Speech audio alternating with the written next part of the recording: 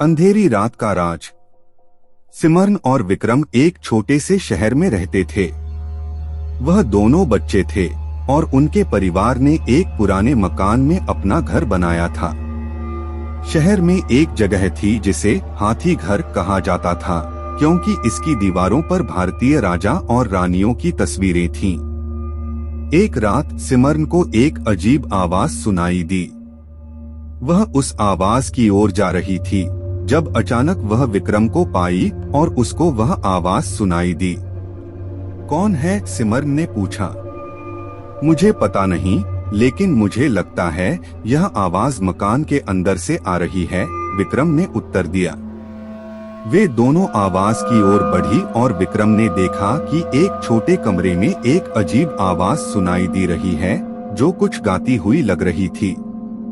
सिमरन और विक्रम ने देखा कि उस कमरे की दीवारों पर एक भूतिया तस्वीर थी जो एक युवती को देख रही थी और उसे बुला रही थी।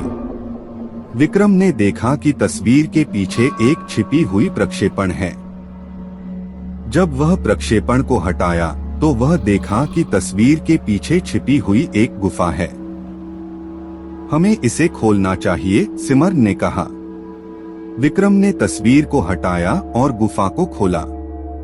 अंदर एक छोटी सी गड्डी और कुछ अनजान चीजें थीं। सिमरन ने उन्हें बाहर निकाल कर देखा और विक्रम ने उसी समय एक छोटे से पुस्तक को भी ध्यान से देखा। पुस्तक में लिखा था, जो भी इस गड्डी की चाबी को पाले वह इस घर की मालिकानी बन जाएगा। सिमरन और विक्रम ने तुरंत गड्डी की चाबी को ढूंढना शुरू किया, लेकिन वह नहीं मिली। अंधेरे में वे अधिक भी देख नहीं सके।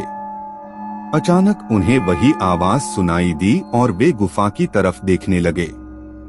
वह देखा कि तस्वीर की वो युवती वहां है और वह दोनों को बुला रही है। धीरे धीरे उस युवती ने अपनी अंगुलियों से एक निशान बनाया और तस्वीर की दीवार को छूने लगी। तस्वीर की दीवार से एक गुफा खुल गई और उसमें एक अजीब चीज दिखाई दी। सिमरन और विक्रम ने वहां जाकर देखा और वे देखा कि वहां एक बड़ा सा खजाना खुला हुआ है। वे अपने आप को धन्य मानने लगे और उस खजाने को उठाने की कोशिश करने लगे। लेकिन जब वे खजाने को हाथ लगाया तो एक अजीब सी ताकत ने उन्हें जड़ से खींच लिया। वे उस ताकत से बाहर निकलने की कोशिश करते रहे, लेकिन वह नहीं हो पा रहा था। अचानक ताकत ने उन्हें छोड़ दिया और वे अपने आप को गिरे हुए पाए। वे धीरे धीरे उठे और घर की ओर बढ़े। सिमरन ने अपने पास में जो पुस्तक मिली थी उसे देखा और समझा कि वह गड्डी और उसकी चाबी को गुफा में वापस रखना चाहती है। वे तुरंत गुफा में वापस गए और गड्डी को वहां पर रख दिया। अचानक आवाज सुनाई दी और वह युवती उन्हें धन्य कहने लगी। वह देखा कि वह युवती अब खुश थी और वह अपने आप को घर की ओर बढ़ा रही थी।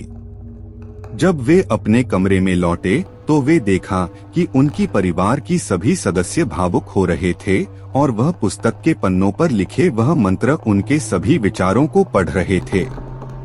इस घटना के बाद सिमरन और विक्रम ने यह सीख लिया कि अधिकतर बातों को वह छोड़ देना चाहिए और वह हमेशा विचारशील रहना चाहिए।